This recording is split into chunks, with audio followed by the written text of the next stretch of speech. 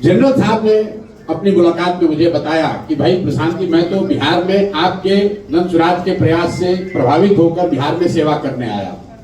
तो अगर भगवान ये चाहते हैं कि पहले मैं सेवा कर लूं, उसके बाद किसी पद के लिए लड़ाई लड़ूं, तो इसमें दिक्कत क्या है? तब ये है कि बिहार की गरीब जनता, बिहार की जनता को गरीबी से कैसे निकाला जाए। तब ये है कि समाज के अच्छे लोगों को समझाकर, बुझाकर, प्रेरित करके कैसे राजनीति में वापस लाया जाए। तरारी के विधानसभा में कोई चाल चरित्र चेहरा वाला नहीं मिला। ये कहते हैं परिवारवाद की बात।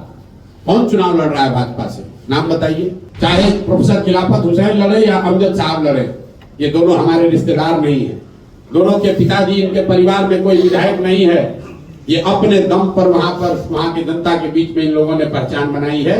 यही फर्क है भाजपा में, जदयू राजद में और प्रशांत किशोर नंद सुराज में।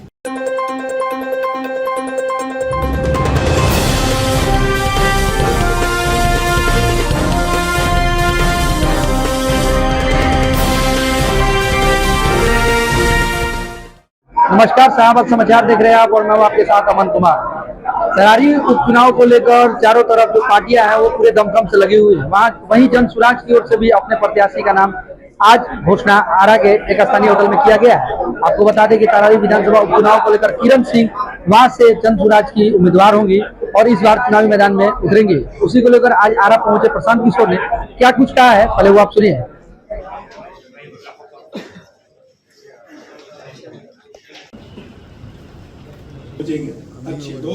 हम लोग थोड़ा देरी से आए हैं, उसके लिए माफी चाहते हैं। जो रास्ता हम लोगों ने लिया था उसमें वन वे हो जाने की वजह से पता हम लोग को नहीं था।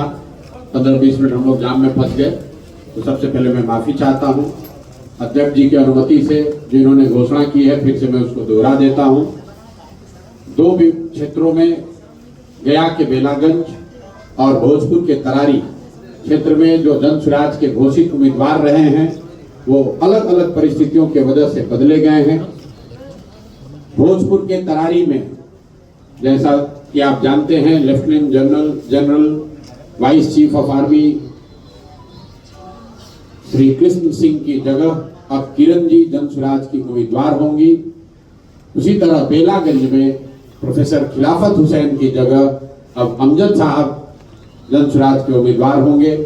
मैं अपने तौर पर प्रोफेसर खिलाफत हुसैन का और जनरल साहब का तहे दिल से शुक्रिया अदा करता हूं कि इन्होंने वो रास्ता जन सुराज को खोजने में, आगे बढ़ने में इन्होंने मदद करी है। हमें आपसे कुछ छुपाना नहीं है। बहुत लोग टीका टिप्पणी करेंगे, अरे भाई इन लोगों को तो पता नहीं था, जन सुराज ने पहली शुरुआत की, उसी में इनको धक्का लग गया। वो ठीक बात है।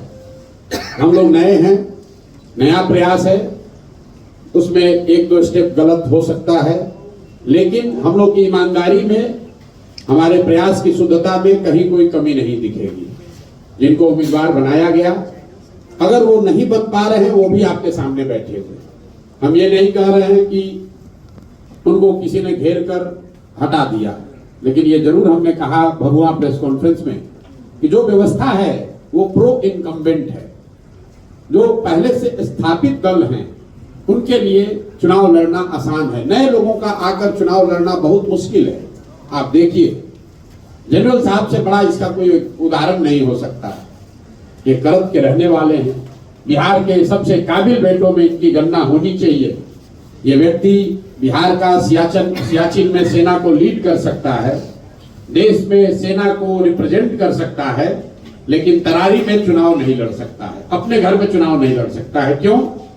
क्योंकि यहाँ के इलेक्टोरल रोल में, मतदाता सूची में इन्होंने अपना नाम दर्ज नहीं कराया। तो भाई जो नौकरी में है, जहां पर वो नौकरी करता है, उसकी जिम्मेवार नागरिक होने के नाते ये जिम्मेवारी है कि वहां वोट दे। जनरल साहब नोएडा में रहते थे, नोएडा में इनका वोटर लिस्ट में नाम है, वहां से हम लोगों ने नोटिफाइड कॉपी यहाँ लगाया, फॉर्म 8 भी भरा और यहाँ के प्रशासन को ये अनुरोध किया कि इनका मतदाता सूची में यहाँ नाम शामिल किया जाए। लेकिन रूल का हवाला देकर यहाँ के प्रशासन और इलेक्शन कमीशन ने ये कहा कि 15 तारीख के बाद जब आचार संहिता लागू हो गई तो हम लोग नया मतदाता सूची में नाम नहीं जोड़ सकते।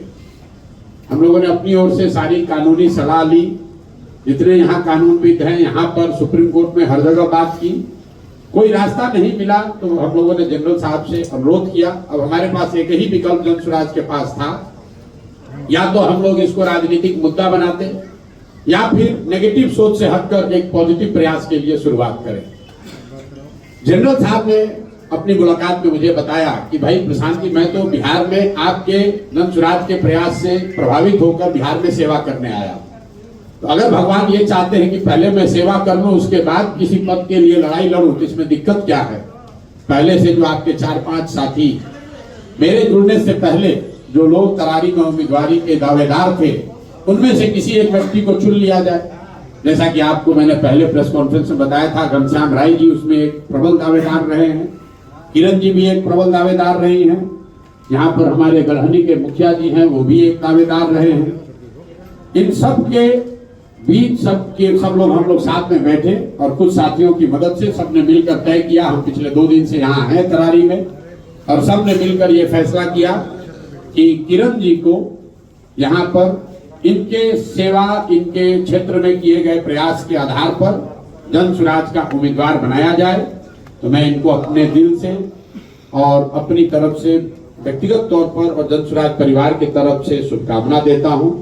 और मेरी ये समझ है कि तरारी में सब लोग मिलकर अपने आप को यहाँ के राजनीतिक बाहुबलियों से मुक्त कराएंगे और एक स्वच्छ छवि की महिला को, अपने तरारी की बेटी को जिताने में योगदान करेंगे।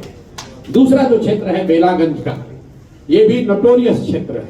भाई देखिए, टफ ये नहीं है कि कौन चुनाव लड़ रहा है, टफ ये है कि बिहार की गरीब जनता, बिहार की जनता को गरीबी से कैसे निकाला जाए, बिहार की राजनीति को सही रास्ते पर कैसे लाया जाए, इसको बालू और बाहुबली और बालूबलियों से कैसे छुड़ाया जाए, शराब माफिया से कैसे निकाला जाए।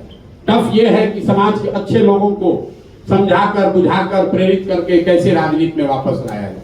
टफ ये नहीं है। आप जिनकी बात कर रहे हैं, ये दिखाता है, भाजपाई कहते हैं चाल चरित्र चेहरा। इनको तरारी के विधानसभा में कोई चाल चरित्र चेहरा वाला नहीं मिला। ये कहते हैं परिवारवाद की बात। कौन चुनाव लड़ रहा है भाजपा से, नाम बताइए। कोई मिस्टर विशाल है, कौन है विशाल? किसी बाहुबली के लड़के हैं, कहानी खत्म। चाल चरित्र चेहरा परिवारवाद पर सारे दावे खोखले हो गए।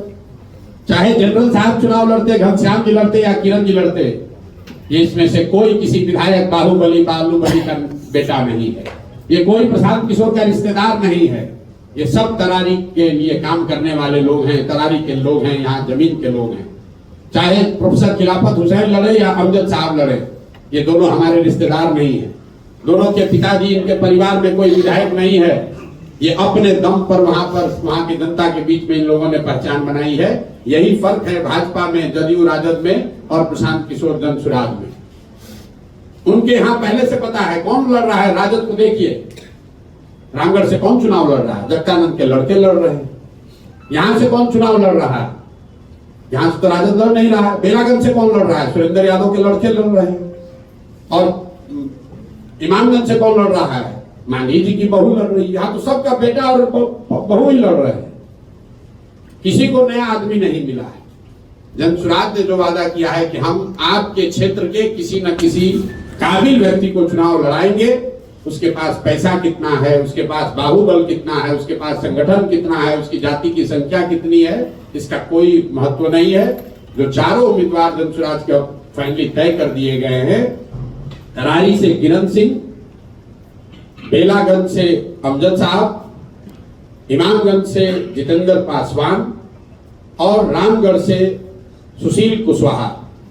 ये चारों नाम आप मुझे बता दीजिए। इसमें किसी के पिताजी अगर विधायक हो, कोई राजनीतिक परिवार से हो, इन चारों पर किसी तरह का इनके चरित्र पर आरोप हो, कोई इसमें बाहुबली हो, शराब माफिया हो, कोई बालू का काम करता हो, ठेकेदार हो, बदमाश हो, तो आप जरूर हमारी गर्दन पकड़िए। और अगर मान लीजिए कभी गलती से घोषणा हो भी जाएगी तो हम लोग कैमरे पर आकर माफी मांगकर उसको वापस लेने में भी हिचकेंगे नहीं। इसमें कहीं कोई दिक्कत नहीं है। गलती हो जाए उसको सच्चाई स्वीकार करेंगे, माफी मांग लेंगे, भैया गलती हो गई, ये दूसरा नाम ले लो। गलती हो सकती है, लेकिन गलती को न मानना वो ठीक नहीं है। तो आपको बता दें कि प्रशांत किशोर ने आरा के स्थानीय होटल में प्रेस वार्ता को संबोधित किया, जिसमें उन्होंने साफ तौर पे कहा है कि तरारी में उनकी जीत निश्चित है और वो पूरे दमखम के साथ लगे हुए हैं। वहीं तरारी विधानसभा में उपचुनाव होने वाले हैं जिसको लेकर सभी पार्टियां लगी हुई हैं। और आपको बता दें कि चुनाव को लेकर जहां एक और बीजेपी है, माले है, वहीं अब जन स्वराज ने भी अपनी भागीदारी हासिल की है। अब देखने वाली बातें होगी कि आने वाले दिनों में किस तरीके से जन स्वराज की ओर से जो प्रत्याशी उतारे गए हैं वो जनता के बीच जाते हैं और जीतकर विधानसभा पहुंचने का भी काम करते हैं। तब तक के लिए हमें दीजिए याद, नमस्कार।